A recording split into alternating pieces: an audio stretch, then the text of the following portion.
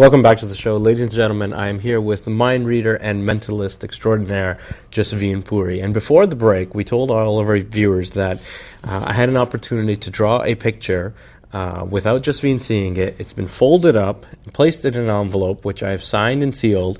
From there, it's been placed in another envelope, and then it's been sealed again, wrapped in tin foil, and then signed by Jasveen. So I don't know about you, but I'm very excited to see what happens next. Jasveen, over to you. Okay, Bobby, the way I'm going to ask you to think of this image is, it's not going to be a regular way. I mean, you're not going to just think of the image by itself, because, you see, when someone thinks of an object, they could be what I call an objective object or a subjective object. Mm-hmm. So, for example, if I asked you right now to think of an apple, both of us are probably thinking of a big, red, juicy fruit, sometimes, with a little green leaf popping out. Mm-hmm. But if I asked you to think of a car, you might possibly be thinking of a Ferrari, and I might be thinking of a BM. So there's something called a subjective image and an objective image. So that's why I'm going to try something here. If you can just think of how you drew this image. So for example, if you're thinking of a house, most people would draw a house with a square, and then they would go for a triangle. Does that make any sense? Yeah? Okay, so if you can just place that object right down. And are you left or right-handed? I'm right-handed. Okay, and if you just place your arm over that. On top of the... Yep, on top of it. Okay. And just go back to the time you're actually thinking of this object, meaning when you were actually drawing it. Okay. So when I say go, you're going to start drawing it in your head. Okay. So for example, if you thought of the house, you would go for the square. Does that make sense? Yeah? Yep. So don't think of the whole image, but think of how it I was as you're drawing the it. image. Does that make sense? Yeah? Yep. And just go. Stop. You just think of a circle in your mind? Yeah. Yeah, truly, yeah? Perfect. I did. All right, we're off to a good start. And go. Stop. If I say straight line, does that make any sense to you? Yeah. Yeah, kinda. I'm blushing, I think. Well, let's give this a shot. Go ahead and finish this up. This, whatever this is that you drew. Yeah, I'm not sure if I'm getting this right here. In fact, we're on live, so I cannot mess this up. In fact, you know what? I'm not even gonna. I'm just gonna keep this right here. Okay. Let's show the viewers what you drew. Let's open it up. Open it up slowly. The moment of truth. I'm actually getting kind of scared. This type actually scares me a little bit. So. Trust me, I'm 10 times. And you're 10 times more scared? Okay. So as you can see, it's been sealed and double sealed. And do you have any jobs as assistants? I could probably help you out, maybe. Well, we can talk backstage. Okay. So here's the envelope that I have signed with my signature. Hope you can all see that. And if you time to open this. Okay. And the picture's in there? The picture's in here. Okay, take it out.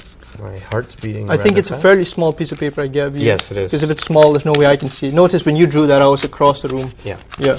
So now, do you want me to show the viewers? Do you want me to show you? Show the viewers. Show me too. Let the camera see. Let them zoom in on that, maybe. Okay. Open it up. Let the cameras, if the cameras can zoom in on that. It's the same one I have. Oh, it's a clock. So you can't really, I don't know if you can see this at home. If the cameras can actually zoom in on that. It's an image of a clock there. Yeah. That's my amazing artistic skills where I've drawn a clock. In fact, my artistic skills aren't too far away, because if you look at the camera, you'll see what I drew. Oh my gosh. I noticed you put a time on the clock. And you've got the time right. Do I have the right time? You do. Is it 12:25, something like that? Approximately that. Wow. That's, I'm speechless. Ladies and gentlemen, Bobby Sani, entertainment correspondent, is speechless right now. I don't know what to say. Shabash. Thank you so much. That's one thing to say, I think. Well, if you have time, we can try something else. Sure. I mean, now. Well, I'll ask you to bring some coins here. And yeah. notice you brought a couple of loonies and toonies. You're right-handed, I got that? Yeah. If you could just open your hand out and give this a real tight squeeze in your hand.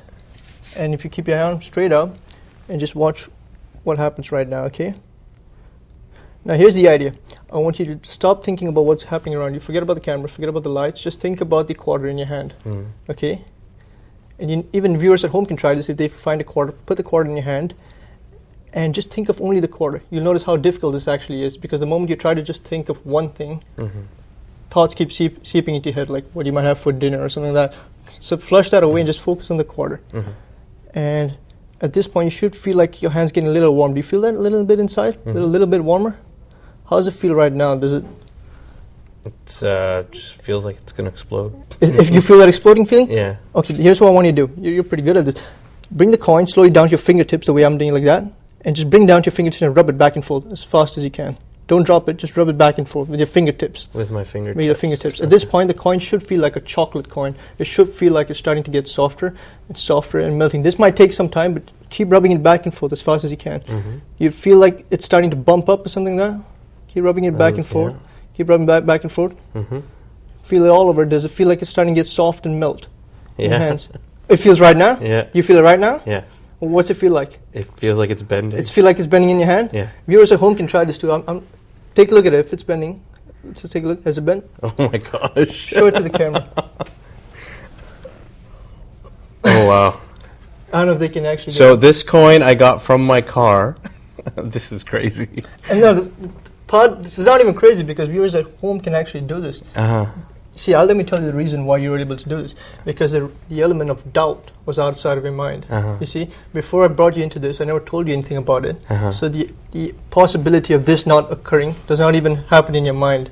You know, back when I used to live in Singapore, there's this festival called Thaipusam Festival where these yogis, they stick these sterilized needles into their arms, and I happened to see a yogi, or the siddhis as they call it in India. Uh-huh. He took a sterilized needle, he struck it straight in his bicep, and there was no blood coming out. It was just a little red dot. And then one of my friends, he tells him, well, that's a nice trick. What other tricks do you have? Uh-huh. And at that moment, the yogi, his attention had shifted. His attention had shifted for a second because he became aware, and blood started gushing out. It sprayed out on our faces. Wow. You know, what had happened was his consciousness had shifted from his self to his self-image. You know, his ego was brought in. Uh-huh. So whenever you separate yourself from the ego, you can let anything Anything's happen. possible. Anything's possible. That's the thing. That's the thing to keep in mind. Anything's possible. I mean, you're saying that our viewers at home could probably do this if they go, take a spoon, take a coin, try this. If it works, give the station a call. Let the producer know. And I think you'll be surprised at how many calls or because this is quite crazy. I just bent a coin in my hands without really. I do this all over, everywhere, and this always seems to work. I mean, it's simple, but it works. That's amazing. So, yeah. I mean, Jasveen, I know you're performing at all sorts of functions and events. Why don't you tell us a little bit about what you're doing? Most of my events are actually on my website, but let me see. If June 13th, it's a Saturday, I believe I will be at a Boa boat party. It's a boat cruise party.